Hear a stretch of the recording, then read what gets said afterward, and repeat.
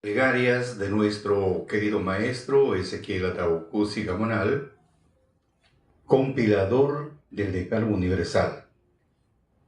Una obra magnífica, una obra admirada por muchos, especialmente los que estudian teología. Estamos hablando doctores en el campo de la teología. ¿Cómo pudo compilar un varón apenas de 1 año de conocimiento, donde no había tanta información como ahora, con segundo de primaria? ¿Cómo pudo compilar 1 año de conocimiento? No estamos hablando muchos años estudiando la teología, 1 año de conocer. Si hablamos espiritualmente, sería apenas un recién nacido. ¿Cómo pudo realizar este ministerio, como dice en Isaías 28:13, mandamiento tras mandamiento, renglón tras renglón, línea sobre línea, un poquito aquí, un poquito allá? ¿Cómo pudo realizar? Y llegamos a una conclusión de que no tanto fue él, sino es que el Espíritu de Dios estaba en él y lo empezaba a instruir. Para que surjan los mandamientos en ese tiempo, ya no es, vuelvo a repetir, no es una voluntad humana para decir, yo quiero que sea así. No. Como dice el profeta Isaías, dice Dios, mis pensamientos no son vuestros pensamientos, mis caminos no son vuestros caminos. Como el pensamiento de Dios y el camino de Dios es diferente a lo nuestro, que para realizar su ministerio tenía que darse cumplimiento, porque todos tenemos un saber que cuando Dios le dijo a Moisés, saca a mi pueblo, lo traes a este monte, porque escrito y mandamientos y ley para enseñarles, el pueblo se confundió, porque Moisés se demoró 40 días, se confundió el pueblo y pensaron el que lo había sacado de Egipto no era el yo soy el que soy, simplemente lo había sacado Baal, porque Baal era un dios de los cananeos, el dios de la creación, de lo visible y de lo invisible. Entonces una confusión entre ellos. Y por esta causa, que cuando Moisés desciende con las 2 tablas de piedra, se encuentra con la gran sorpresa, el pueblo lo había traicionado, y aún es así que Dios quiso desaparecerlo, y si no era por la intervención de Moisés, lo hubiera desaparecido. Y al final, después que por intervención de Moisés, llega un momento, le dice, llevo pues a tu pueblo, ni siquiera dice lleva a mi pueblo, sino lleva a tu pueblo.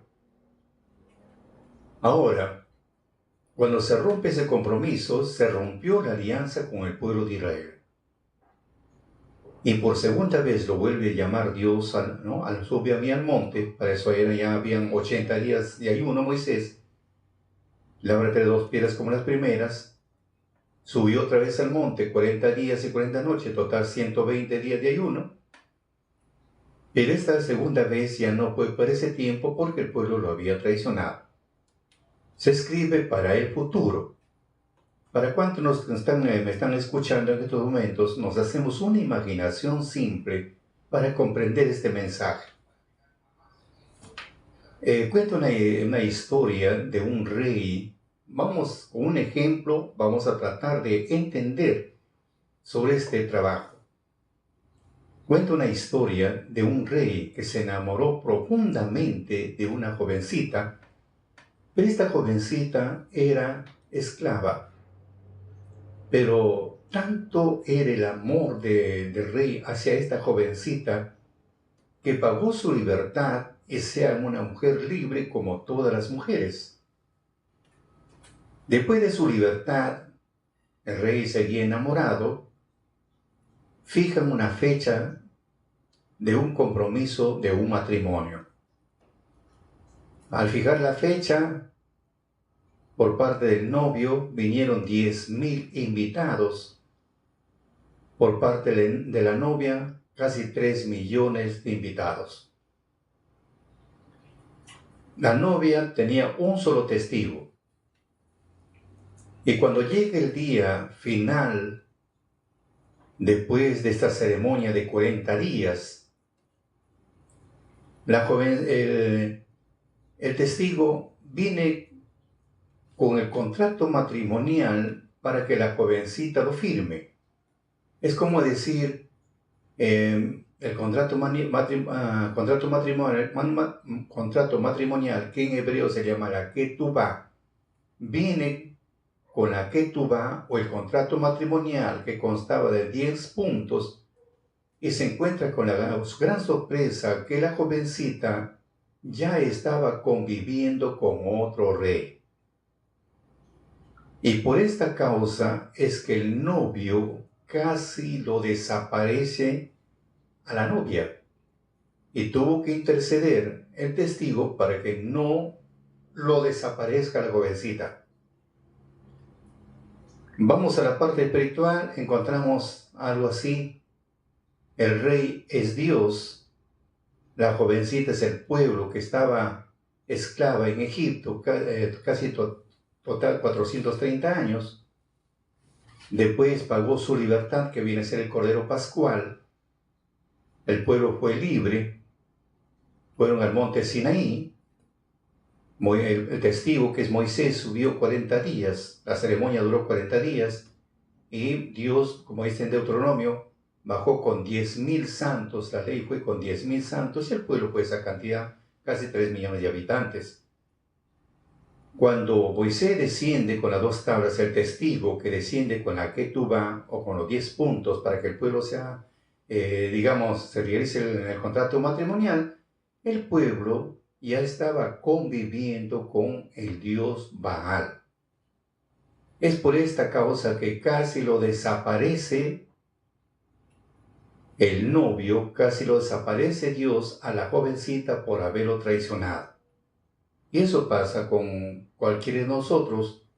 Yo siquiera, hoy día me voy a casar, me puedo bien al smoking, y de casualidad me fui a ver los aposentos de la novia, y le encuentro pues que está bien encamada con otro, en la vida voy a casar. Algo similar pasó con el pueblo de Israel. Todo es textualmente lo que estoy mencionándoles, pero para ahorrar el tiempo le quiero decir esto. Por este motivo es que Moisés escribe los mandamientos, o sea, otra vez, porque dice que labrara 2 piedras, subiera al monte, y luego lo escribió por ambos lados como el inicio. Pero esta segunda vez ya no es para ese tiempo, sino para el futuro. Se escribe para el futuro. Como dice Romanos 10, 19, 20, 21, levanta para el futuro y se forma un pueblo, porque dice Salmo 102, 18, escribirse a esto para la generación venidera y el pueblo que se criará. Y este pueblo que se tiene que criar no son con los judíos, sino con gentiles, puro gentiles. Como dice Romanos 19, 20, 21, ¿no ha conocido esto Israel? Primeramente Moisés dice, yo os provocaré a celos con gente que no es mía, con gente insensata, con gente torpe, con gente necia, con gente que no tiene netamente el conocimiento de lo que es de Dios. Entonces, con esa gente insensata va a provocar a ira al pueblo natural. ¿Cómo gente de escasa letra, con gente sin un conocimiento de lo que es de Dios, levante para poner a celos al pueblo que toda su vida están siempre leyendo Torah? Entonces, ese es el celo. Un ejemplo para darnos una idea que hay un celo. ¿En qué sentido? Vemos, Dios le dijo a su pueblo, oh Israel, Yahvé o Yahweh, como podemos llamarle, pero vamos a lo que estamos acostumbrados. Oh Israel, Dios es uno.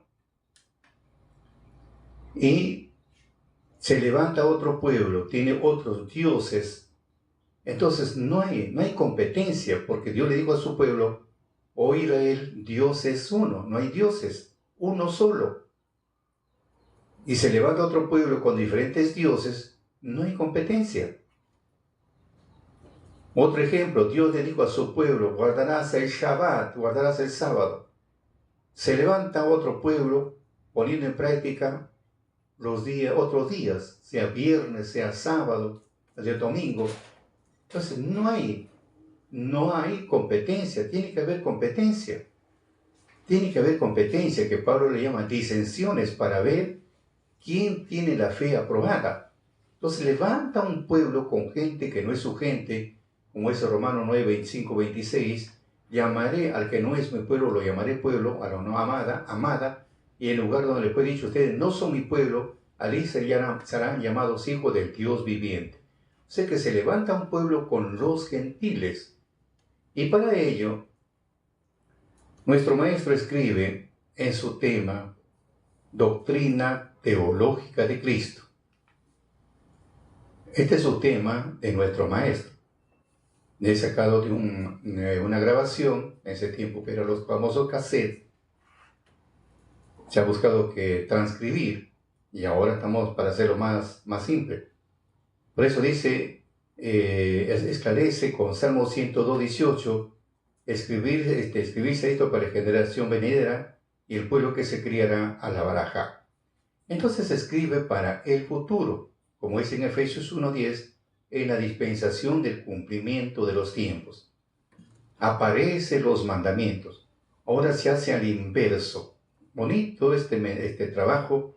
Primero lo sacó en bloque, lo sacó casi 3 millones, salieron al monte Sinaí. No lo recibieron los mandamientos. Se rompe ese compromiso. Hoy en este tiempo es al inverso. Primero, el postrer Moisés recibe los mandamientos y luego le da una orden, anda y junta a todo lo que están escritos en el libro de la vida. Ahora, para que él junte, ya no es voluntad humana. Humanamente no lo puedo convencer a nadie.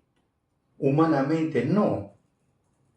El que junta a sus escogidos y el que hace entender no es el hombre. ¿Por qué digo estas palabras? Si hablamos de la educación se consigue en casa. Nuestro comportamiento, nuestra forma de ser, de casa lo venimos aprendiendo. Ahí se aprende todo.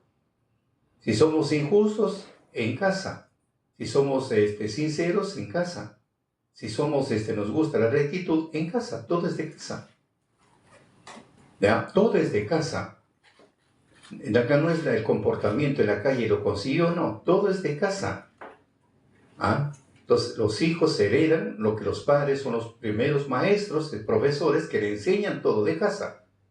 En cambio, en las aulas ya se consigue el conocimiento.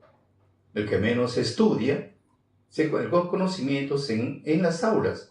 Pero en cambio, el entendimiento ya no se consigue en el hogar, no se consigue en las aulas, sino Dios es el que te da el entendimiento, como dice Job 32:8, espíritu en el hombre, pero la inspiración del Omnipotente los hace que entiendan. Y en la parte espiritual, porque la Biblia es un libro, un conjunto de libros, pero escrito por seres humanos, no por marcianos, no, por seres humanos. Porque Dios tomó como instrumentos a 40 escritores, no solamente hombres analfabetos, sino también hombres intelectuales, como por ejemplo Moisés, que él fue criado, formado en la corte egipcia para ser un faraón. Y analfabetos tenemos a Pedro, a Juan, tenemos a Pedro, Juan, eran analfabetos. ¿Cómo escribieron sus libros? Un analfabeto, ya en otro momento estaremos esclareciendo. Entonces valió de 40 escritores para escribir en diferentes tiempos, diferentes épocas. Por eso dice Pedro, los hombres de Dios hablaron siendo inspirados por el Espíritu Santo. ¿Por qué? Porque no es de particular interpretación. Cualquiera no lo puede interpretar. Mientras no tenga el Espíritu de Dios, no lo puede interpretar. Si es que lo interpretó, no se cumple lo que dijo. Pero si la interpretación es conforme a lo que Dios, el Espíritu te ordena, sí se cumple tal y conforme es. Mientras tanto, quedas en el aire y a la final terminas avergonzado porque todo quedó en el aire. En cambio, lo que es de Dios, sí es de Dios y se cumple al pie de la letra. Como vemos en el caso de Isaías, cuando Dios le dijo, 38, escribe esta visión. ¿Ah? Luego le dice, muéstrale al pueblo y posteriormente escríbelo en un libro para que quede para el futuro. Entonces, ahora sí. Entonces, una vez que se forma en el pueblo, para que se forme el pueblo, para que se forme, ya surgen dos puntos fundamentales. Uno, Dios tiene que tomar el instrumento, tiene que buscar, digamos, elegir un ser humano, así como Dios le eligió a Moisés, lo eligió a Josué. Entonces tiene que tomar un ser humano y a través de este ser humano empieza ahora a hablar por la boca de este ser humano. Eso es porque está escrito, que el día de ayer hemos hablado de Isaías 61, 1, 2, 3. El Espíritu del Señor Jehová es sobre mí. ¿Sí? El Espíritu de Jehová, el Espíritu del Creador es sobre mí. Porque me ungió. Se tiene que elegir a quién Dios lo toma como instrumento. Acá no, todo yo quiero ser, no. Dios es el que elige. La elección es de Dios, no de nosotros. Yo también quisiera un hombre pintón, un hombre que te mida 2,50 metros, pero ese es mi deseo, pero el deseo de Dios es otro. Por eso dice, mis pensamientos no son vuestros pensamientos, mis caminos no son vuestros caminos. Entonces, piensa diferente. Entonces dice, por eso dice, el Espíritu del Señor Jehová es sobre mí, porque me ungió Jehová. Y luego, una vez que lo ungió, lo eligió, Luis, a su ungido, quiere decirlo, que en ungido en griego significa, ungido significa Mesías, o en hebreo es Mashiach o Cristo, así traducido. Acá lo vemos facilito, vemos ungido, claro, es ungido. Ungido quiere decir así como vemos en la parte política, el partido ganador primero hace una juramentación, después van al segundo día el Te Deum para que el cardenal le dé la bendición. Acá en nuestra congregación, la lista que ganó para la parte administrativa hace una juramentación, después lo llaman al sacerdote para que lo unjan y después cumpla su deber, para que fueron elegidos. Entonces acá busca su ungido, o sea, su elegido, y luego lo unge, pero para eso el Espíritu tiene que venir sobre él, porque el Espíritu es el que empieza a obrar a través de él. Ahora sí comprendemos por qué un hombre apenas, un varón apenas un año de conocimiento de la Biblia, segundo de primaria, y pueda realizar todo este trabajo, entonces ya no es algo humano, ya no. Sino viene el Espíritu, es el que empieza a obrar a través de él, ya lo empieza a dictar, pero también hay un caso que bonito sería inmediatamente, sino que existen dos etapas. La primera etapa es que Dios lo elige a la persona. Acá no, yo lo busco a Dios, no, Él nos busca a nosotros. Él nos busca. Acá no es un deseo personal, sino Dios nos elige a cada uno. Porque está escrito en San Juan 15, 16, ustedes no me eligieron a mí, yo los elegí a ustedes, para que vayan y hagan mucho fruto. Y una vez que nos eligió, nos compró por un precio de sangre, como dice en 1 Pedro 1, 18, 19. Después que nos compró de un precio de sangre, luego nos lavó, nos limpió, nos puso operativos con agua limpia, Ezequiel 36, 25, de nuestras inmundicias, nuestros ídolos, nos lavó. Nos quitó esa ropa sucia, esa ropa inmunda que es el pecado, y nos vistió con ropa de gala, como es Zacarías 3, 3, 4. Entonces, una vez que ya estamos, ahora sí, ¿para qué nos llamó? Es cuando la persona empieza a buscarlo, empieza a buscar con ayuno, con lloro, con llanto. ¿Para qué me llamaste? ¿Qué es lo que tengo que hacer? Y esto a veces muchos de nosotros estamos en el pueblo, pero no sabemos por qué estamos. No sabemos ni siquiera, como no sabemos para qué fui llamado, hacemos otras cosas que ni siquiera es nuestro campo. Eso nos falta a muchos. Nos falta mucho. La primera etapa es Dios nos busca. Y una vez que estamos ya elegidos, comprados, nos dio un mantenimiento, operativos, entonces, ¿qué tengo que hacer ahora? ¿Para qué me llamaste? Te llamé pues para que seas predicador, otro bueno para congregar personas, otro don de sanidad, otro de profecías, etcétera, etcétera. Pero pero para obtener esa especialidad, pues la persona tiene que buscarlo a Dios, ahora sí buscarlo con lloro, con lágrimas, con ayuno, tiene que buscarlo y decirle, Señor, ¿para qué me llamaste? ¿Qué papel debo de cumplir?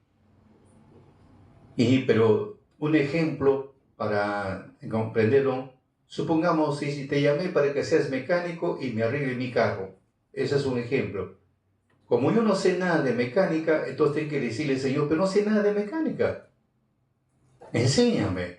Entonces Dios lo empieza a instruir, lo instruye, pero para eso tiene que buscarlo de corazón.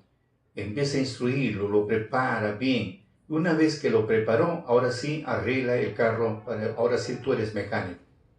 Y tiene que seguir especializándose para que sea un buen mecánico. Algo similar. Entonces nos llamó para una especialidad y tratar que nos instruya cómo es y a las finales para hacer el trabajo pero excelente. Ese es el trabajo. Por eso dice acá, el Espíritu del Señor de Jehová es sobre mí porque me ungió Jehová.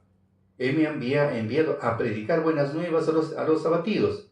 Entonces lo envió para predicar las buenas nuevas. Hemos esclarecido que esas buenas nuevas, esa buena noticia, significa pues el Evangelio.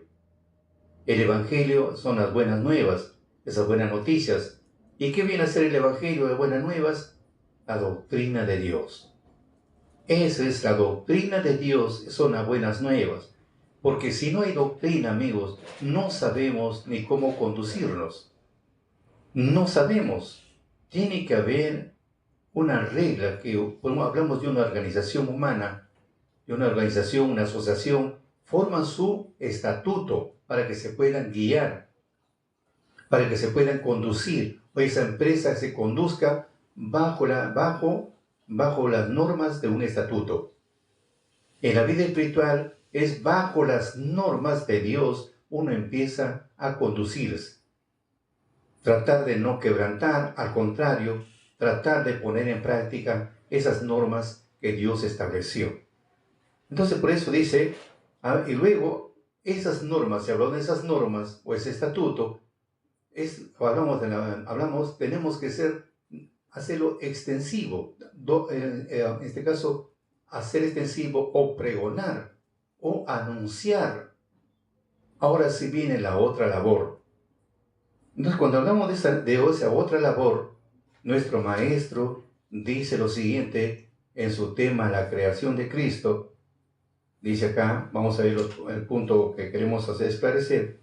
Dice, entonces ahora ya hemos acabado, o sea, hemos hecho entender, y para ello no hay tiempo no hay tiempo. ¿Qué haremos ahora? Cada uno por lo menos debe presentar siquiera, por muy bajo, que sea 500 almas. Cada uno, 500 almas pide. Mínimo, es un mínimo de 500. Pero luego dice él, y ahora cada uno ni siquiera tiene dos. Ni siquiera tiene dos, porque ese es el trabajo. Ese es el trabajo, lo que Dios determina para este tiempo, porque todos los que tienen que ser reunidos, todo lo que están escritos en el libro de la vida. Esa es la disposición para este tiempo. Vemos en el caso de nuestro Señor Jesucristo, ¿cuál fue la orden? Que vaya a predicar a las ovejas perdidas de Israel. Él fue la orden. Hoy en ese tiempo la orden es, anda junto a todos los que están esparcidos en todo el mundo. Son órdenes diferentes que cada uno tiene que cumplir su misión. Y como Jesús, en este caso, solo no se podía abastecer para toda la población, no se podía abastecer, tuvo que preparar a su gente y mandarlo de dos en dos que vayan a predicar y también con esa potestad de sanar enfermos y reprender demonios. Con esa potestad. Entonces en ese tiempo también siempre se necesita el trabajo entre varios. Por eso dice el dicho, el trabajo entre dos es menos atroz y entre tres menos estrés. Entonces, más obreros. Por eso él menciona una parte de la escritura, le dice bien claro, la mies está madura, pero los obreros son pocos. No hay obreros, no lo hay. Ahora, nuestro maestro también llora, dice, no hay quien me ayude, soy un hombre solo, porque israelita solamente problemas, nada más. Entonces no hay esa dedicación, no había esa dedicación de profundizarse en lo que dice la Escritura, buscarlo a Dios de corazón, buscarlo, que nos instruya, que nos edifique y luego difundir. No había, era como especie de un adormecimiento lleno de conformismo con lo poco que uno aprende, de que otro no transmite, y ahí queda todo, no hay más. Caminando como robots, no hay esa dedicación del análisis, la investigación, no hay. Hasta el día de hoy casi no hay. Habrá unos cuantos, de 100 habrá uno, la mayoría no.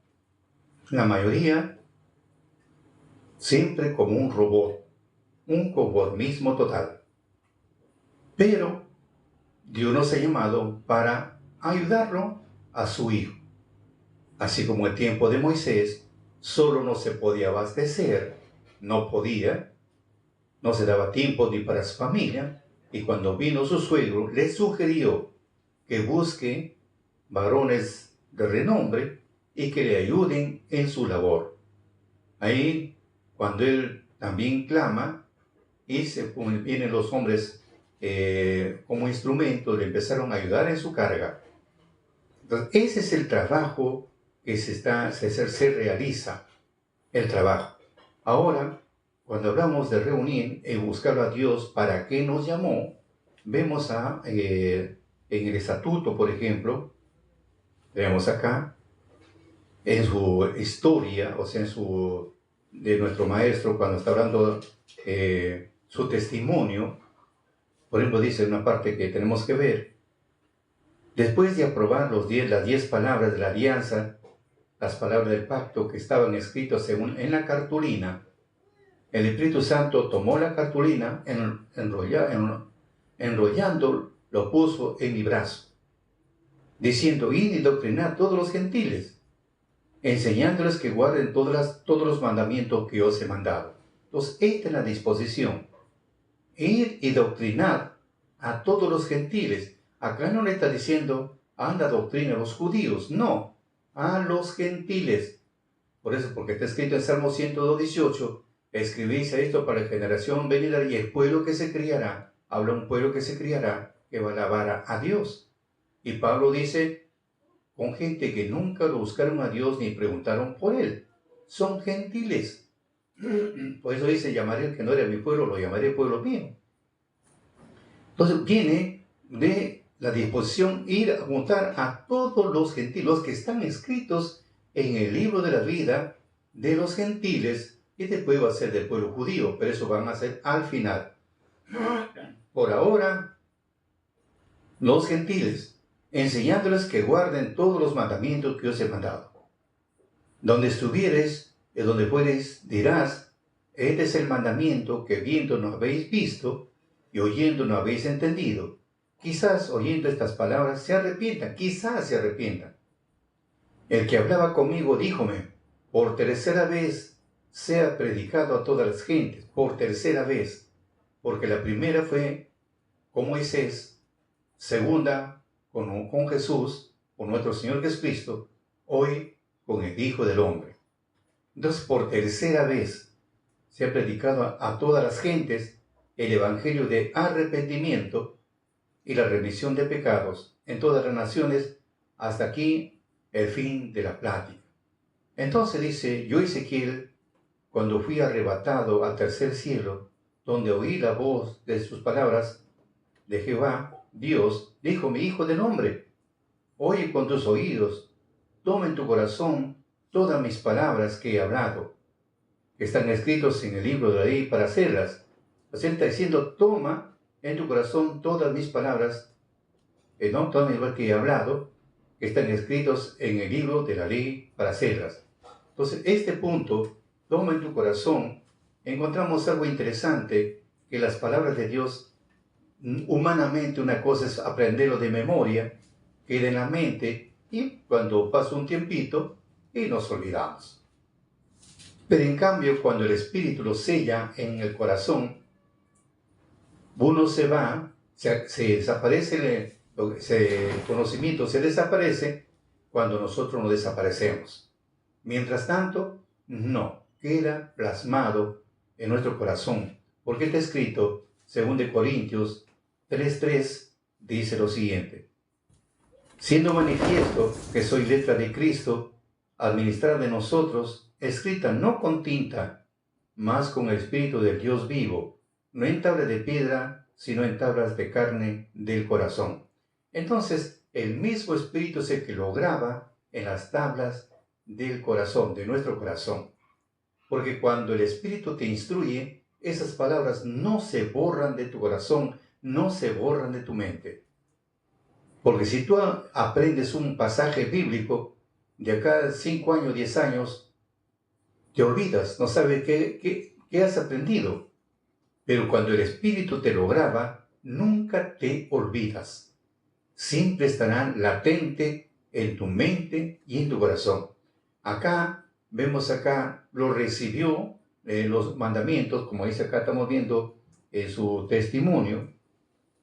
Dice acá, cuando fui arrebatado, dijo, Hijo del hombre, oye con tus oídos, toma en tu corazón todas mis palabras que he hablado, que están escritos en el libro de la ley para hacerlas.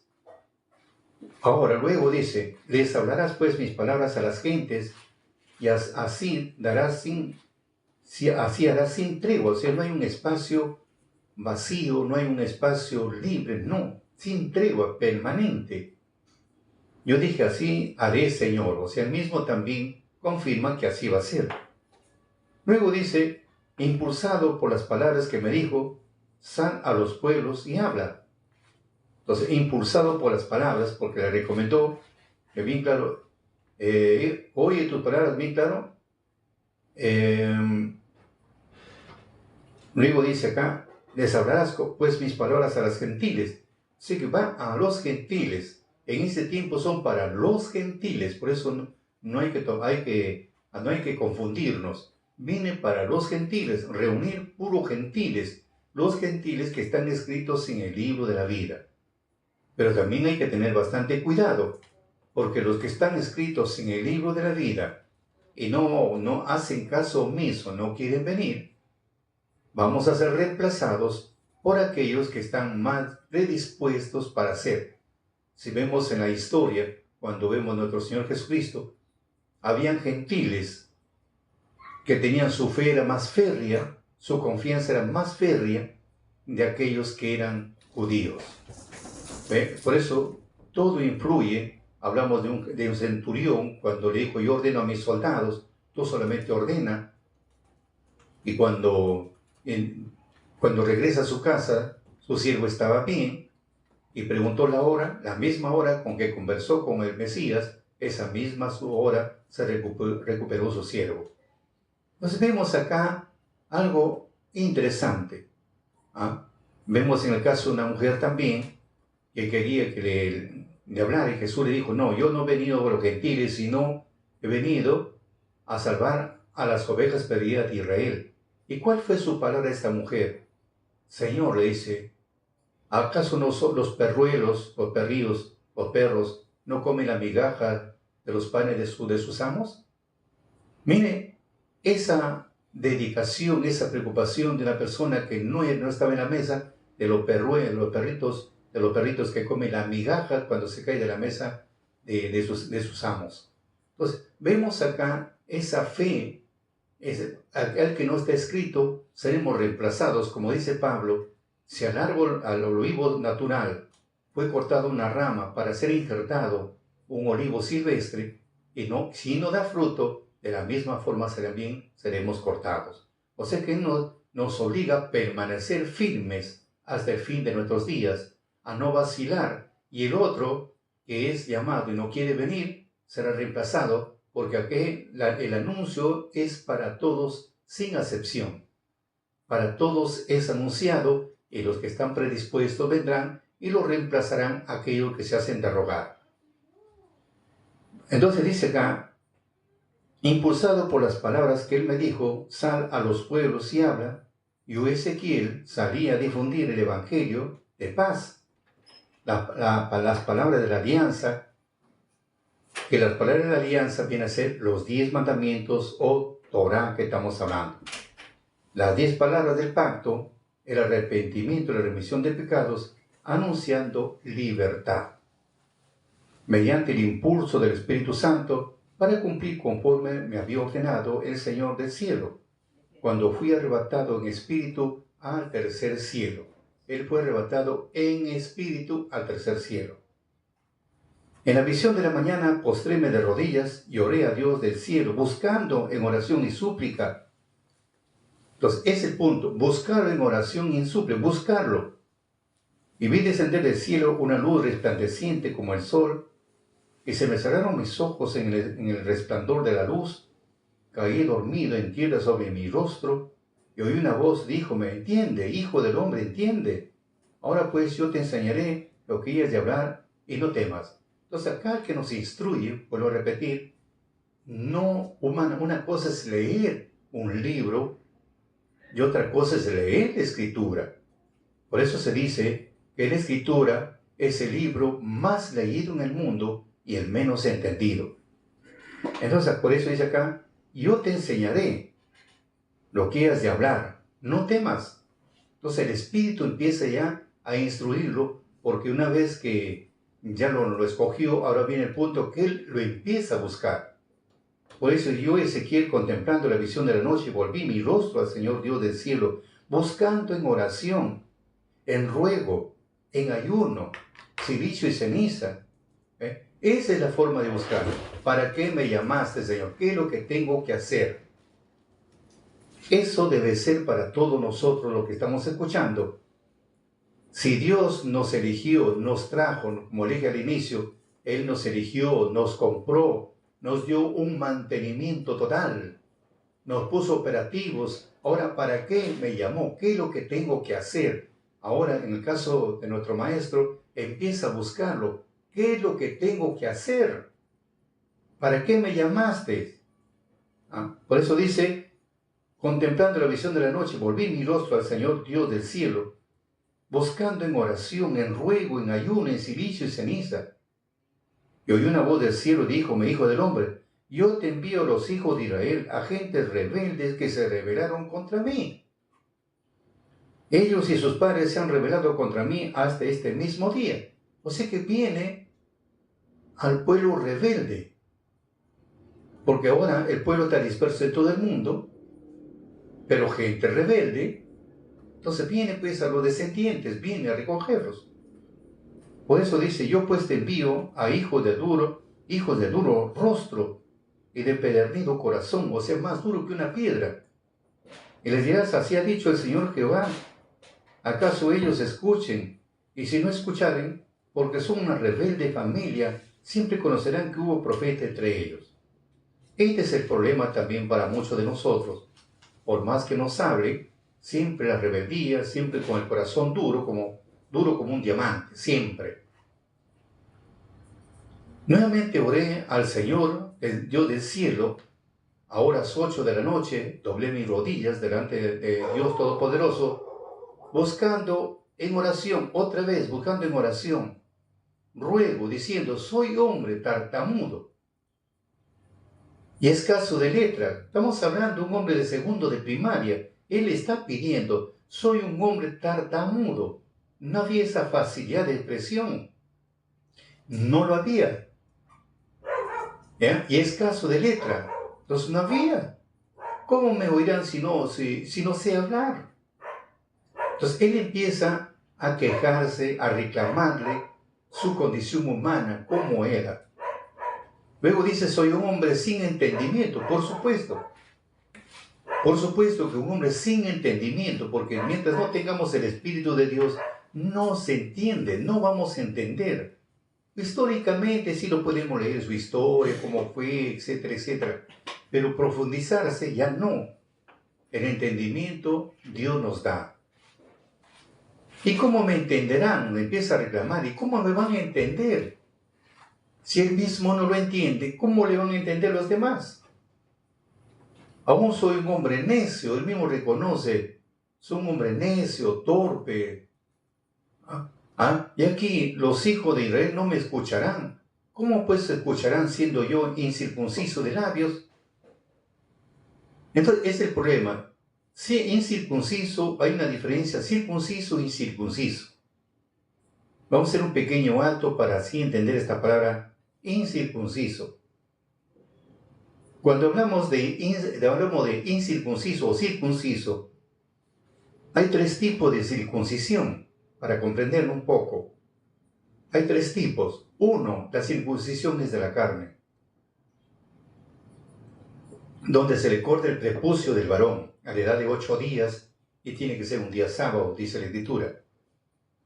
Donde el sacerdote, ese tiempo, lo jalaban un poquito el prepucio de la parte genital del varón, y ese prepucio que para nosotros le llamamos, ¿cómo podemos decir?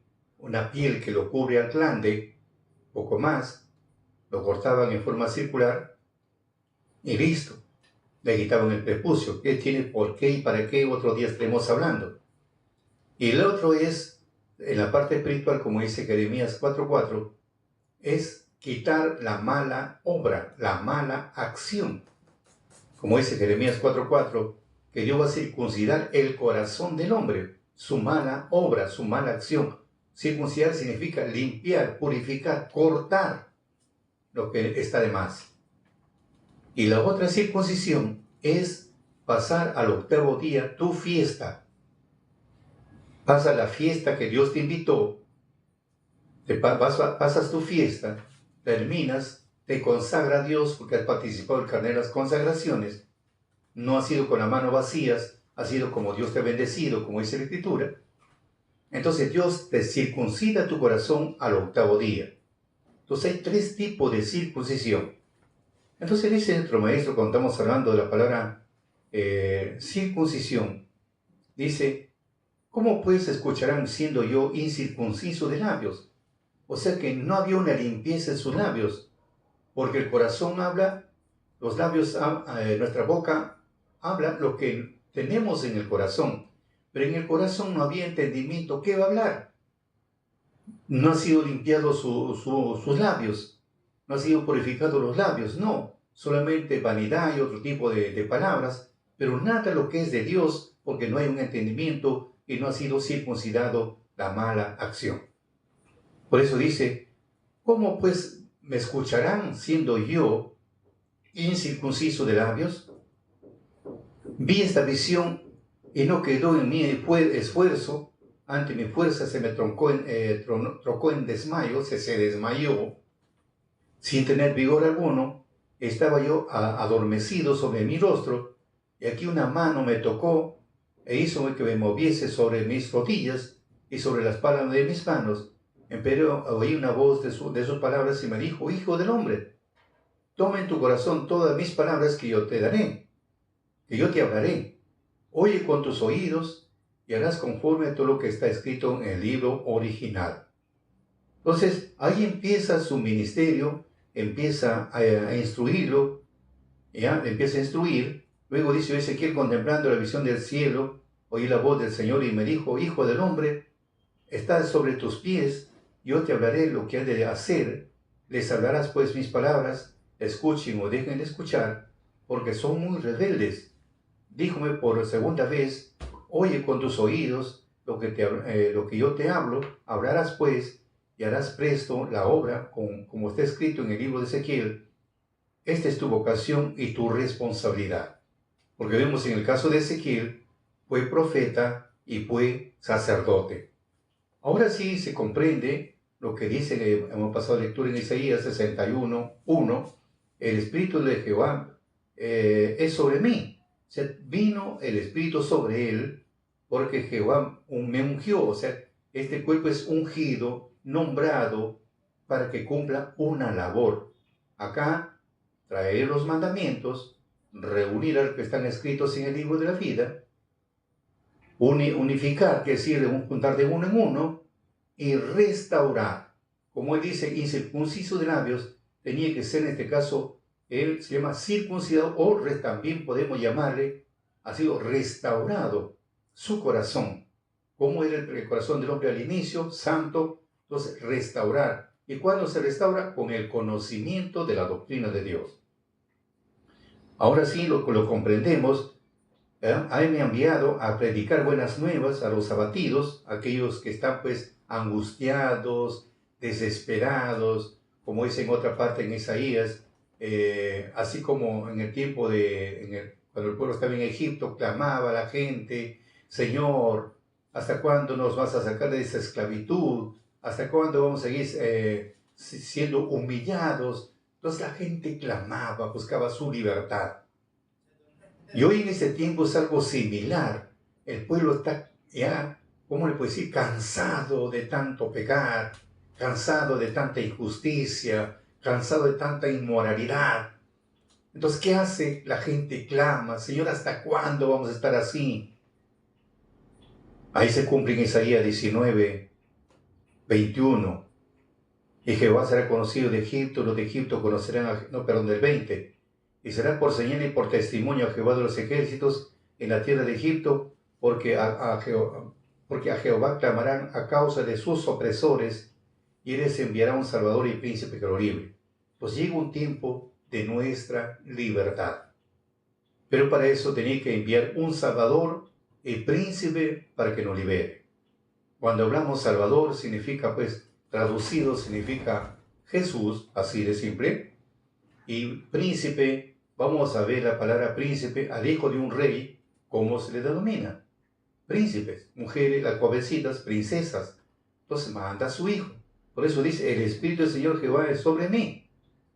Entonces viene el Hijo de Dios, o el Espíritu Santo, que se le conoce también, o la fuerza activa de Dios, que en hebreo la Ruach.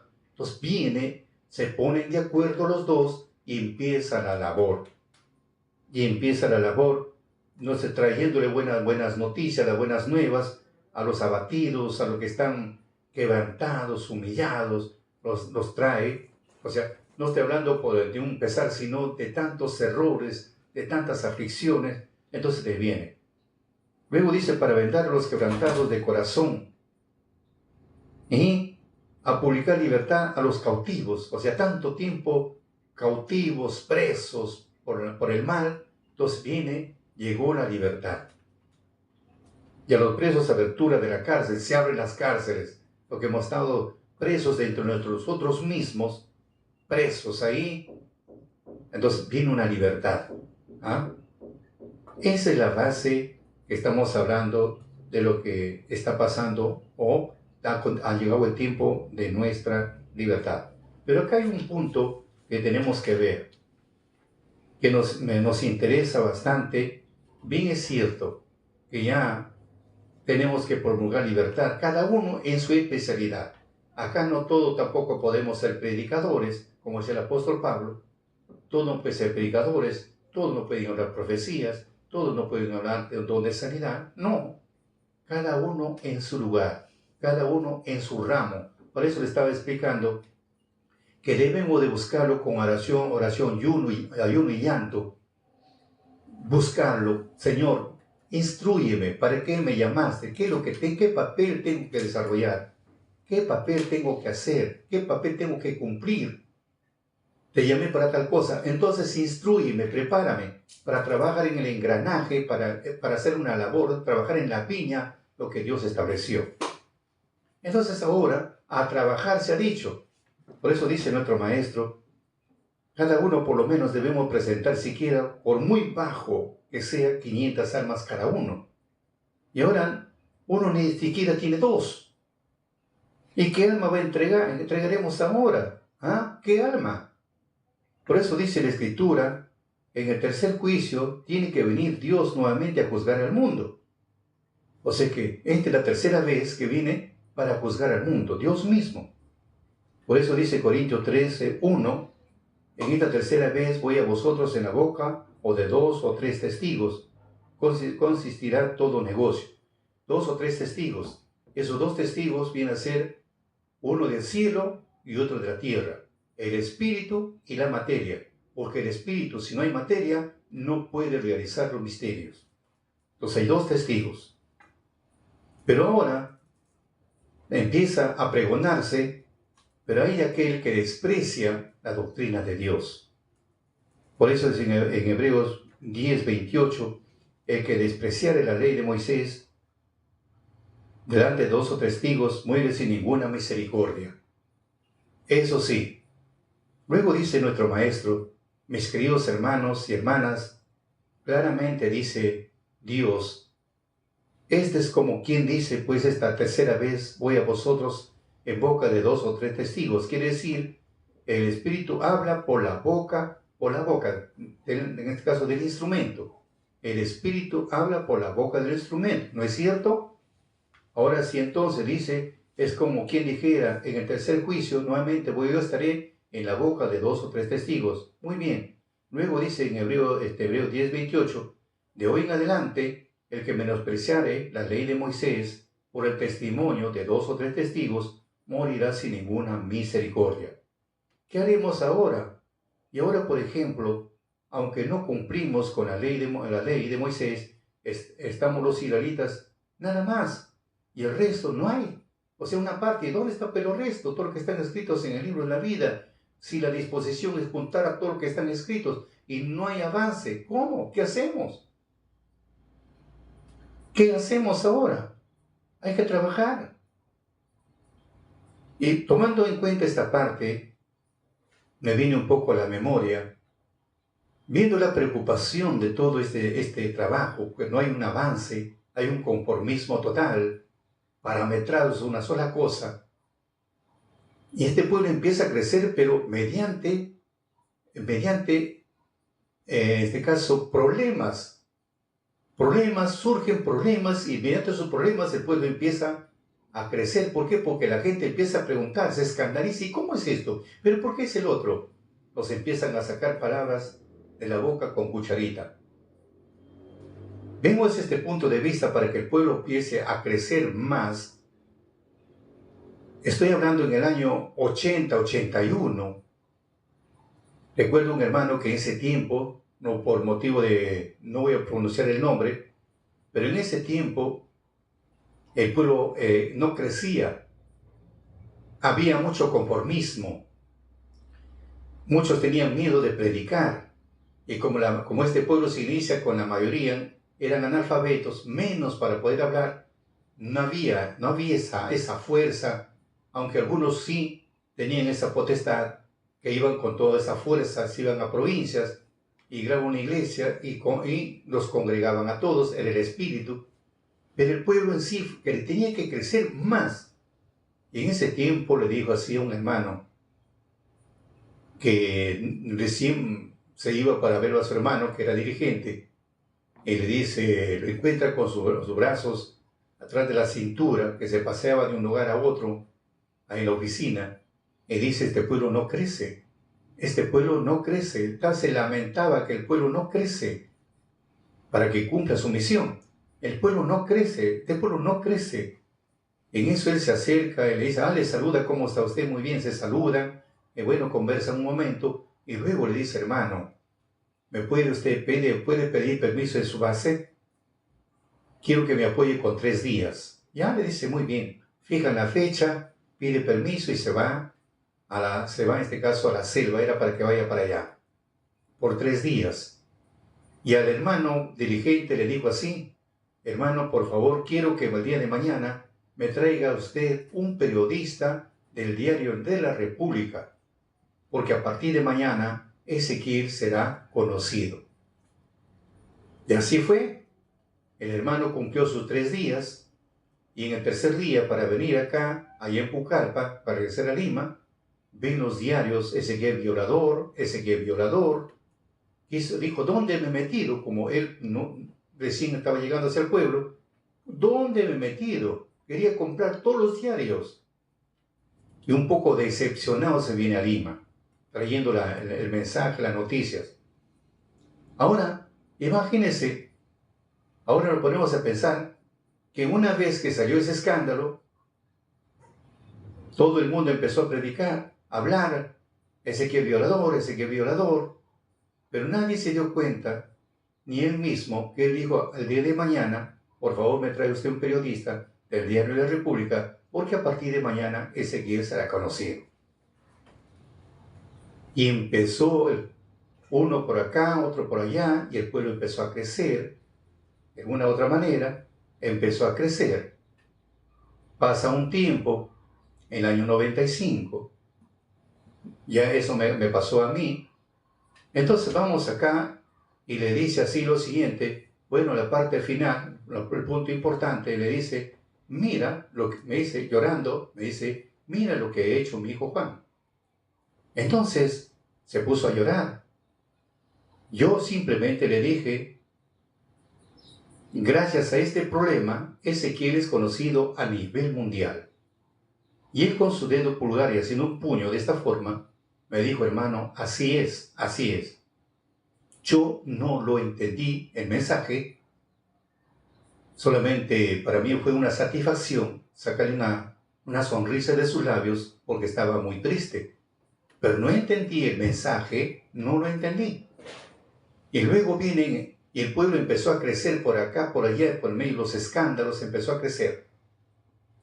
En el año 2000, antes de fallecer, dijo, como ustedes no predican, se han estancado, y yo también por meterme a la política me he estancado, no he cumplido la obra como debía de ser, pero me voy a poner mi vestido y un día voy a predicar a nivel mundial. Y así fue, sacando un versículo de Ezequiel, a vista de todos se va. Muere en el año 2000, el pueblo empieza a crecer grandemente, a base de escándalos, porque a las buenas surge mucho conformismo. Posteriormente, ya en el año 2004, recuerdo mucho que en el mes de octubre, en lugar de Chiclayo, había un hermano que andaba juntos conmigo, que también trabajamos en el mismo trabajo. El Espíritu lo levantó, como decir, como este vaso, así fue levantado del lado derecho, a la hora de cantar la alabanza a mediodía, lo levantó hasta acá. Sus sandalias estaban a la altura de mis hombros. Yo quedé sorprendido, dijo, ya fui arrebatado, ya se fue. Después bajó, como es arenal, allá en Reque, en Chiclayo, bajó de rodillas y empezó a coger la arena y empezó a cernir y dijo, mi pueblo será zarandeado como esta arena. Pasa el tiempo, pasan los años no muy lejanos, vienen los conflictos, uno por acá, el otro por allá, pero de lo malo sale lo bueno. ¿Qué pasó? Mediante estos conflictos, mediante estos problemas, hay más santuarios, hay más iglesias, hay más hermanos. Entonces, no todo de lo malo sale lo bueno. Porque este pueblo crece a base de conflictos, porque de otro punto de vista, no crece este pueblo. Porque la disposición es que tienen que ser juntados todo lo que están escritos en el libro de la vida. Y al ritmo que vamos, imagínense cuándo será esto. Por eso menciona acá, dice bien claro, y hoy en adelante, dice, ¿qué haremos ahora? Por ejemplo, aunque no cumplimos con la ley de Moisés, estamos los israelitas nada más. Estamos los israelitas nada más. Y el resto, no hay. ¿Dónde está el resto? Nos falta mucho. No conoce, ni siquiera tampoco. Entonces, ¿cómo pensamos ahora? Automáticamente pensamos que tenemos que ser destruidos, ¿no es cierto? Porque dice, sin ninguna misericordia serán destruidos. ¿Ya? Y con esta advertencia que estamos escuchando, ¿no tendrían pena ustedes cada uno de su prójimo? ¿Ustedes nomás quieren salvarse? Como dice Proverbio 24, 11 y 12. ¿Qué hacemos ahora? Pongamos la mano en el pecho. Como dice 1 Timoteo 4, 16. La Escritura dice bien claro, tenemos que liberar a nuestros semejantes. Tampoco será librado nuestra alma. Quiere decir, si salvamos a otros, nos salvaremos. Si no salvamos a otros, no nos salvaremos. Por eso bien claramente dice la Escritura, el que predica se salvará. Jeremías 34:17, 1 Timoteo 4:16. Si no predicamos, no hay salvación. Eso es lo que les quería hacerles recordar nuevamente. Y ahora, de aquí para adelante, cada uno tiene que ver cómo tiene que salvarse. Porque los días van pasando, el tiempo ya es corto y demasiado corto. Para mayor información, síguenos en nuestra cuenta de Santos Salazar Silva, en la cuenta de Vicky Pérez Medina, Facebook, Instagram, TikTok y YouTube, y comparte con tus amistades para llegar a más sedientos de la doctrina de Dios.